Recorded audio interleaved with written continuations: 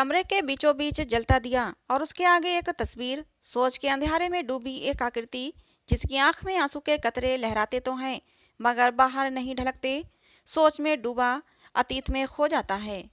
निशी अकेलेपन की ऊब से परेशान कभी इस कमरे में तो कभी उस कमरे में उन्हीं रखी चीज़ों को दोबारा रखती है, तो कभी यूं ही किसी मैगजीन के पन्ने पलटती है, तो कभी इधर उधर यूं ही टहलती है। एक बेचैनी को दर्शाती है। बेटा जो तकरीबन 18 वर्ष का है बोलता है, माँ क्या हुआ, इतनी बेचैन क्यों हो। निशी बोलती है, बस कुछ नहीं समझ आ रहा कि क्या करूं, सब काम कर चुकी मगर फिर भी खाली हूँ। खाली वक्त तो काटने को दौड़ता है। बेचैनी का सबब बताती है। बेटा कहता है, तो मैं आपको एक काम बताता हूँ जिसमें आपका मन भी लगा रहेगा और आपका वक्त भी आसानी से गुजर जाएगा। निशी कहती है, हाँ बताओ बेटा। माँ लीजिए, मैंने ये आपके लिए एक अकाउंट बना दिया है, यहाँ आप अपने दोस्त बनाइए, उनसे बातें कीजिए। कहते हुए बात करते करते बेटे ने एक अकाउंट कंप्यूटर पर बनाकर निशी के आगे रख दिया। निशी आश्चर्यचकित सी, अरे मुझे कहाँ आता है चलाना, और क्या बात करूँ किसी से, मैं तो किसी को जानती भी नहीं। बेटा कहता है, मैं आपको सब सिखा देता हूँ, कैसे दोस्त बनाए जाएं और कैसे बात की जाए। और बेटा पल भर में सब कुछ सिखा देता है अपनी माँ को। उनसे चाहे लिखकर चाहे वीडियो द्वारा चैट कर सकती हैं। दूसरे दिन जल्दी जल्दी घर के काम करती है निशी और कंप्यूटर पर बैठ जाती है और उसी तरह बातचीत शुरू करती है जैसे बेटे ने बताया था। पहले तो डरते डरते बात शुरू करती है, हेलो कैसे हैं आप क्या करते हैं, मगर धीरे धीरे अभ्यस्त हो जाती है। अगले कुछ दिनों में एक ही वीडियो चैट पर मनोज आता है, हेलो निशी जी। हाय मनोज, कैसी हैं, क्या करती हैं आप निशी। बढ़िया हूँ, हाउस वाइफ हूँ मनोज। घर में कौन कौन है निशी। 2 बच्चे और मेरे पति मनोज। क्या करते हैं वो बच्चे और आपके पति। निशी कहती है, वो मिलिट्री में मेजर हैं और बच्चे कॉलेज जाते हैं। मनोज कहता है, इसका मतलब घर की जिम्मेदारियों से काफ़ी हद तक मुक्त हो गई हैं आप। निशी कहती हैं, जी बस ऐसा ही समझ लीजिए। मनोज कहता है, तो खाली वक्त में क्या करती हैं। निशी कहती है, बस वो थोड़ा लिखना पढ़ना और यहाँ चैट पर मित्र बनाकर बातें करना। मनोज कहता है, तो हमें भी अपनी मित्रता की सूची में जोड़िए ना। निशी कहती है, आपका स्वागत है। धीरे धीरे एक दिन में कितनी ही बार मनोज से बातें होने लगीं। फिर एक दिन मनोज कहता है, निशी एक बात कहूँ। निशी कहती है, हाँ कहो मनोज। मनोज कहता है, तुम बहुत ही सुंदर हो। जानती हूँ मनोज। मनोज कहता है, सच निशी, अब तुम्हारे बिना रहा नहीं जाता। मेरे मन में, मेरी नींद पर, सब पर तुमने अपना कब्जा कर लिया है। निशी कहती है, ये कैसी बहकी बहकी बातें कर रहे हो मनोज। मनोज कहता है, सच निशी, बहकी नहीं, हकीकत कह रहा हूँ। बहुत अकेला हूँ, सब कुछ है फिर भी कोई अपना नहीं। एक तुम ही तो हो जो इतनी जहीन हो, तभी तो तुमसे बातें कर लेता हूँ। तुम केवल तन की नहीं मन से भी बहुत सुंदर हो। निशी मुस्कुराते हुए कहती है, मनोज तुम अपनी हद पार कर रहे हो। मनोज कहता है, नहीं निशी, सच तुम नहीं जानती तुम क्या हो। मैंने तुम्हारे लिए कुछ लिखा है, सुनोगी। निशी मंत्र मुग्ध सी, हाँ सुनाओ मनोज। मनोज सुनाना शुरू करता है, आ मेरी चाहत तुझे दुल्हन बना दूं, तुझे ख्वाबों के सुनहरे तारों से सजा दूं, तेरी मांग में सुरमई शाम का टीका लगा दूं, तुझे दिल के हसीन अरमानों की चुनरी उड़ा दूं, अखियों में तेरे जज्बातों का काजल लगा दूं, माथे पर तेरे दिल में मचलते लहू की बिंदिया सजा दूं, अधरों पर तेरे भोर की लाली लगा दूं, सिर पर तेरे प्रीत का घूंघट उड़ा दूं, आ मेरी चाहत तुझे दुल्हन बना दूं। निशी आंख बंद किए मुस्कुराती हुई इठलाती हुई सुनती है और फिर कह उठती है, मनोज कहीं मैं सपना तो नहीं देख रही। उफ, मुझे तो पता ही नहीं चला कि मुझे कोई इस हद तक चाह सकता है। मनोज कहता है, तुम क्या जानो निशी, तुम मेरे लिए क्या हो। मैं तुम्हें तुमसे ज़्यादा पढ़ता हूँ और समझता हूँ। देखना चाहती हो मेरी चाहत की इंतहा, तो सुनो। तेरे रूप के सागर में उछलती मचलती लहरों से चंचल चितवन जब तिरछी होकर नयन बाढ़ चलाती है, हृदय बिंद बिंद जाता है। धड़कने सुरों के सागर पर प्रेम राग बरसाती हैं। खुशी से पागल निशी मनोज की आंखों से खुद को देखने लगी। मनोज के ख्यालों में ही खोई रहने लगी। अब तो फोन पर भी बातें होने लगीं। दिन पर दिन बीतते रहे और निशी की मोहब्बत परवान चढ़ती रही। भूल गई थी वो अपना घर संसार, बस याद था तो सिर्फ अपना प्यार। और फिर एक दिन फोन पर निशी कहती है, मनोज, कुछ सोचा तुमने हमारे बारे में? मनोज कहता है, क्या सोचना? निशी कहती है, अब नहीं रहा जाता मनोज तुम्हारे बिना। अब तो हमें फैसला लेना ही पड़ेगा। मनोज कहता है, अरे ये क्या सोचने लगी? तुम तो जैसा चल रहा है उसे वैसा ही चलने दो। तुम्हें पता ही है मेरा भी परिवार है और तुम्हारा भी, तो कैसे उन्हें छोड़ सकते हैं? निशी प्यार में पागल होते हुए बोली, अरे ये तो तुम्हें आगे बढ़ने से पहले सोचना चाहिए था। अब मैं तुम्हारे बिना एक पल नहीं रह सकती। मनोज कहता है, निशी, मैं अपने परिवार को नहीं छोड़ सकता। ऐसे ही रिश्ता चलाना चाहो तो चला सकती हो, एक कटुता सी जबान में भरते हुए बोला मनोज। निशी कहती है, इसका मतलब तुम्हारी वो सब बातें तुम्हारे लिए महज खेल भर थीं? क्या तुम्हारा प्यार सच्चा नहीं? इसका मतलब तुम अब तक मेरी भावनाओं से खेल रहे थे? मनोज कहता है, तुम जो चाहे समझो, मेरी तो तुम जैसी जाने कितनी दोस्त हैं। अब सबको तो पत्नी का दर्जा नहीं दे सकता ना। निशी सख्ते में आ गई। उफ, ये क्या हो गया? सिर पकड़कर बैठ गई निशी और खुद से बातें करने लगी। उफ, मुझसे ये क्या हो गया? जो हद तक आगे बढ़ गई थी मैं, जहाँ से वापस लौटना संभव नहीं और आगे जा भी नहीं सकती। अब मैं क्या करूं? शायद मनोज ने मजाक किया हो। दोबारा फोन मिलाती हूँ, मगर फोन कोई नहीं उठाता। निशी एकदम निढाल हो गई और नर्वस ब्रेकडाउन का शिकार। गहरा मानसिक आघात लगा था। दूसरे दिन राजीव आ जाता है और डॉक्टर से बात करता है। डॉक्टर, मैं बहुत मुश्किल से छुट्टी लेकर आया हूँ। ऐसा क्या हो गया निशी को अचानक से? डॉक्टर कहता है, आपकी पत्नी को लगता है कोई मानसिक आघात पहुंचा है और ऐसे में मरीज का यदि माहौल बदल दिया जाए तो जल्दी ठीक हो जाता है। फिर राजीव निशी को लेकर शिमला आ जाता है। शिमला में निशी गुमसुम उदास सी दूर तक फैली वादियों को देख रही थी, जो उसी की तरह नितांत अकेली थीं और अपनी घुटन, अपनी पीड़ा किसी से कह भी नहीं सकती थीं। सोचने लगी, क्या फ़र्क है उनमें और मुझ में? तभी उसकी दोस्त रिया का फ़ोन आता है। रिया कहती है, अरे निशी, क्या हुआ? निशी कहती है, कुछ नहीं रिया। देख, सच सच बता, हम बचपन की सहेलियां हैं, एक दूसरे से कभी कुछ नहीं छुपाया। जरूर कोई गहरी बात है जो इस हद तक तुम्हारा ये हाल हुआ है। निशी फूट फूट कर रो पड़ती है फ़ोन पर। रिया कहती है, हिम्मत रखो, रो ले और अपना सारा गुबार निकाल दे। मुझे कहकर सारी बात मुझे बता दे। निशी सारी सच्चाई रिया को बता देती है। रिया कहती है, ओह निशी, तू ये किस भ्रमजाल में फंस गई? ये दोगले मुखौटों का जंगल है, जहाँ जो एक बार फंस गया तो उसका यही हश्र होता है। लेकिन शुक्र समझ, तुझे जल्दी पता चल गया। अब ध्यान से सुन, भूल जा ये सब और आगे बढ़। तेरी घर गृहस्थी है, समझ सकती हूँ। अकेलापन कितना भयंकर जंगल है, जिससे लड़ना सबसे मुश्किल होता है। उस पर पति भी सीमा पर देश की रक्षा में लगा हो और उसकी पत्नी उसके इंतजार में। आसान नहीं होता ये जीवन। जानती हूँ कितनी मुश्किल से वक्त गुजरता होगा। एक साथी की कमी महसूस होती होगी, फिर शरीर की भी अपनी ज़रूरतें हैं, सब जानती हूँ।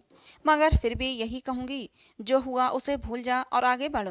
निशी कहती है, नहीं रिया, मैं खुद को माफ़ नहीं कर सकती। मैंने उनको ही नहीं, खुद को भी धोखा दिया है। मेरा सारा परिवार यही समझ रहा है कि मैं बीमार हूँ, मगर यदि उन्हें ये सच्चाई पता चल जाए कि इस उम्र में आकर मैं गलत रास्ते पर निकल गई हूँ, तो वो मेरे बारे में क्या सोचेंगे? क्या असर पड़ेगा मेरे बच्चों पर? क्या फिर कभी मैं उन्हें उनके किसी गलत काम के लिए कुछ कह सकूंगी? नहीं रिया, मैं खुद से नजरें नहीं मिला पा रही हूँ और राजीव से भी नहीं कह पा रही हूँ। रिया कहती है, देख, राजीव तुम्हें बहुत प्यार करता है और तेरे बगैर वो जिंदगी को जिंदगी नहीं समझता। तभी तो सीमा पर भी तेरा और बच्चों का ख्याल उसे बना रहता है। मेरे ख्याल से राजीव बहुत समझदार इंसान है। तू उसे विश्वास में लेकर एक बार सब सच बता दे, क्योंकि तूने कोई गुनाह तो किया नहीं है, सिर्फ वो बातें ही तो की हैं और बातों के माध्यम से कुछ भावनाएं तो जन्म ही जाती हैं। वो देश का रक्षक, एक बड़े दिल वाला इंसान है, तुझे कुछ नहीं कहेगा, बल्कि तेरी स्थिति को समझेगा। वैसे भी इस तरह के आकर्षण हो जाया करते हैं। इसके लिए तुम खुद को दोष मत दो और राजीव को विश्वास में लेकर सब सच सच बता दो, तो आत्मग्लानि के बोझ से बाहर आ जाओगी। अगले दिन राजीव कहता है निशी से, निशी, क्या बात है, मुझे बताओ, किस बात से तुम्हारा ये हाल हुआ है? कौन सा गम है जो तुम्हें खाए जा रहा है? अगर मुझे बता दोगी तो कोई हल खोजेंगे। तुम जानती ही हो, मुझे सीमा पर जाना होगा। चाहकर भी ज़्यादा दिन रुक नहीं सकता और चाहता हूँ जाने से पहले तुम ठीक हो जाओ। निशी की हिम्मत जवाब देने लगी थी, दिमाग की नसें खिंचने लगी थीं, इसलिए हिम्मत करके आज सोचती है कि आज मुझे कहना ही होगा सब सच राजीव से, शायद तभी मुक्त हो पाऊंगी इस आत्मग्लानि से। सोचते हुए बोलती है निशी, राजीव, आज जो मैं तुम्हें बताऊंगी शायद तुम मुझे कभी माफ ना कर सको, लेकिन लगता है तुम्हें सच पता होना चाहिए। पहले तुम मेरी पूरी बात सुनना, फिर अपनी प्रतिक्रिया देना। राजीव, तुम तो सीमा पर रहते हो, ज्यादातर बच्चे कॉलेज और मैं घर में बिल्कुल अकेली। ऐसे में घर के सारे काम करने पर भी समझ ना आता कि अब क्या करूं, तो रवि ने मुझे नेट पर चैटिंग करना सिखाया और वीडियो पर बात करना, और उसके बाद निशी सारा घटनाक्रम राजीव को बयां कर देती है। राजीव, देखो मैं जानती हूँ मैंने बहुत बड़ा गुनाह किया है और इसी वजह से मेरी ये हालत हुई है, मगर तुम खुद सोचो, एक स्त्री क्या करे आखिर। मुझे तो नेट की दुनिया की जानकारी ही नहीं थी, इसलिए इस प्रलोभन में फंस गई, मगर अब सोचती हूँ तो खुद से घृणा होती है कि कैसे मैं इतना नीचे गिर गई। कहते हुए भर भरा कर रो पड़ती है। राजीव क्रोध से देखते हुए मुट्ठियां भींचते हुए चीख उठा, ओहो, तो ये गुल खिलाए गए मेरे पीछे से, और क्या क्या करती थीं, कहाँ कहाँ गुलछर्रे उड़ाए अपने आशिक के साथ। मैं तो यही सोचता रहा कि तुम बीमार हो, मगर मुझे क्या पता था मेरी तो दुनिया ही बर्बाद हो चुकी है। जिसके विश्वास पर मैं बेधड़क सीमा पर जाकर दुश्मनों के छक्के छुड़ा दिया करता था, वो एक दिन मेरे ही विश्वास के परखच्चे उड़ा देगी।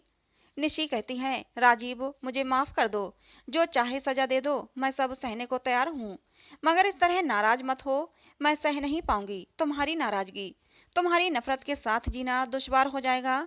रोते हुए निशी जमीन पर बैठ जाती है और राजीव बाहर निकल जाता है। इन्हीं हालात में दोनों घर वापस आ जाते हैं।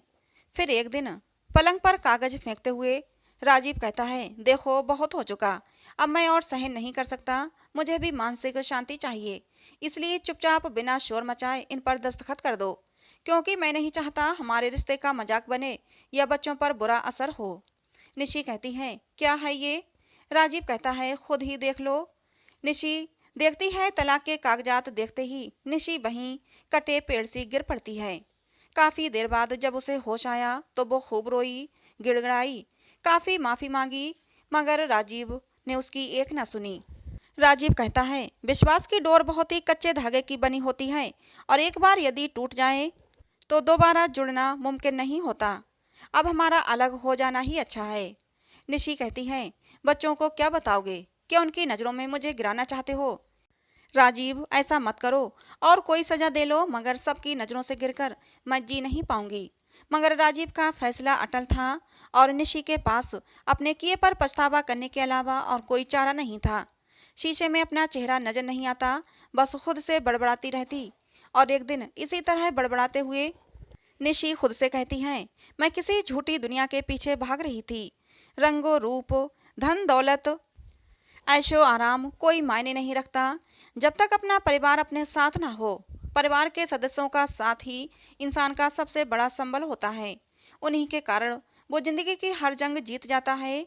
मगर आज मैं अपनी जिंदगी की सबसे बड़ी जंग हार चुकी हूँ। ये दिन तो हर औरत की जिंदगी में आता है जब एक वक्त तो वो अकेली पड़ जाती है, मगर इसका ये मतलब तो नहीं ना कि हर औरत गलत राह पर चल पड़े। मुझे भी अपने उस वक्त का सही उपयोग करना चाहिए था। यदि उस वक्त का जो मेरे कुछ शौक छूट गए थे उन्हें पूरा करने में सदुपयोग करती तो आज मेरी ये दुर्दशा न होती। बेशक बच्चों को कुछ नहीं पता, मगर राजीव की निगाहों में बैठी अविश्वास की लकीर ही अब सहन नहीं हो रही मुझसे। तो बच्चों की नफरत कैसे सहन करूंगी? क्या जी पाऊंगी अपने परिवार के बिना? क्या उनके बिना मेरा कोई अस्तित्व है? जिंदगी बोझ न बन जाएगी मेरे लिए? तब भी तो वो अकेलापन मुझ पर हावी हो जाएगा। तब कहाँ जाऊंगी और क्या करूंगी? घबराती बिलबिलाती सी अर्ध विक्षिप्त की सी अवस्था में आने वाले दिनों और हालात के बारे में सोचते सोचते निशी ने बालकनी से कूदकर आत्महत्या कर ली। सबने यही समझा डिप्रेशन में थी, इसलिए ये कदम उठा लिया। कोई ना जान सका आत्महत्या के पीछे के मनोवैज्ञानिक कारण को। एक आत्महत्या के पीछे जाने कितने कारण छुपे होते हैं जो परिदृश्य से हमेशा बाहर रहते हैं। जाने कितनी जिंदगियां बर्बाद हो जाती हैं पुराने दृश्य पर आते हुए। राजीव निशी की तस्वीर से बातें करता हुआ, निशी, तुमने ये क्या कर लिया? तुम्हारी मौत का जिम्मेदार सिर्फ मैं हूँ जो तुम्हें समझ नहीं सका। तुम रोती रहीं, गिड़गिड़ाती रहीं, मगर उस वक्त तो न जाने मुझ पर क्या क्रोध सवार था जो मैंने तुम्हारी एक नहीं सुनी। हम सेनानियों के पास शायद दिल होता ही नहीं, या होता है तो सिर्फ पत्थर जो सिर्फ गोलियों की आवाज ही सुनता है, जो नहीं पिघलता सामने पड़ी लाश को तड़पते देखकर भी। तो कैसे समझ सकता था तुम्हारी स्थिति, क्योंकि हमें तो यही सिखाया जाता है कि कलेजे पर पत्थर रख लो, बिना भावनाओं में बहे अपने कर्तव्य का निर्वाह करते हुए अपने देश की रक्षा करनी है। इसलिए जान ही नहीं पाते कि क्या होगी एक अकेली स्त्री की पीड़ा। आज तुम्हारे जाने के बाद एहसास हो रहा है कि कैसे तुम अपना वक्त तो गुजारती होगी, जिसमें कोई आस नहीं, कोई ऐसा नहीं जिससे अपने तन मन की कह सको। आज समझ आ रहा है कि कुछ ज़रूरतें तुम्हारी भी होती होंगी, जैसे पुरुष की होती हैं वैसे ही स्त्री की भी तो होती हैं, और तुम उनसे भी लड़ती होंगी। हम पुरुष तो फिर भी इधर उधर मुंह मार लेते हैं, फिर भी गुर्राते फिरते हैं, मगर स्त्रियां ऐसा कदम जल्दी से नहीं उठाती। और ऐसे में यदि कोई उनकी जिंदगी में आ जाए तो समझ नहीं पाती उसका मकसद, और बहाव में बह जाती हैं, क्योंकि उस पल वो बहुत अकेली होती हैं। मैं क्यों भूल गया, क्यों नहीं समझा तुम्हारी तकलीफ को। नहीं निशी, मैं इस दुनिया में रहने लायक नहीं जो एक स्त्री की रक्षा न कर सका, उसके मन को, उसकी स्थिति को न समझ सका। उसे क्या हक है जीने का। जाने किस दंभ में जी रहा था कि मैं वो सिपाही हूँ जो अपनी भारत माता की रक्षा में सदैव तत्पर हूँ, मगर मैं जिंदगी की सबसे बड़ी जंग हार गया तो कैसे जाकर मुंह दिखाऊं अपनी भारत माता को। तुम्हारा दोष इतना बड़ा भी नहीं था जिसे माफ न किया जा सके, मगर जाने मेरी सोचने समझने की शक्ति को क्या हुआ था जो आज अपने जीवन के अनमोल रतन को खो बैठा। मुझे माफ कर दो नहीं, अगर हो सके तो। अब नहीं रह सकता तुम्हारे बिना, क्योंकि ये एक ऐसा गुनाह है जिसका कोई प्रायश्चित नहीं। तुम्हें आत्महत्या के लिए मैंने ही तो मजबूर किया, तुम्हारे आगे कोई भी रास्ता न छोड़कर तो कैसे खुद से आंख मिलाऊं। माफ कर दो निशी, माफ कर दो। कहते कहते चीजें उलटता पलटता है कमरे की, और अपनी बंदूक निकालकर कनपट्टी पर लगाकर ट्रिगर दबा देता है और फिर अपनी निशी के पास पहुंच जाता है। दोस्तों, कहानी सुनकर आपको क्या लगता है, किसकी गलती है? एक स्त्री जो अकेली थी, मजबूर होकर ऐसा कदम उठाया, निशी की, या फिर राजीव की जो उसको समझ नहीं पाया और उसे आत्महत्या करने पर मजबूर कर दिया? दोस्तों, अपनी राय कमेंट बॉक्स में ज़रूर देना। तो दोस्तों, ये कहानी आपको कैसी लगी कमेंट करके ज़रूर बताइएगा। पसंद आई हो तो प्लीज़ लाइक करें, शेयर करें, चैनल को सब्सक्राइब करें। मिलते हैं दोस्तों किसी नई कहानी में।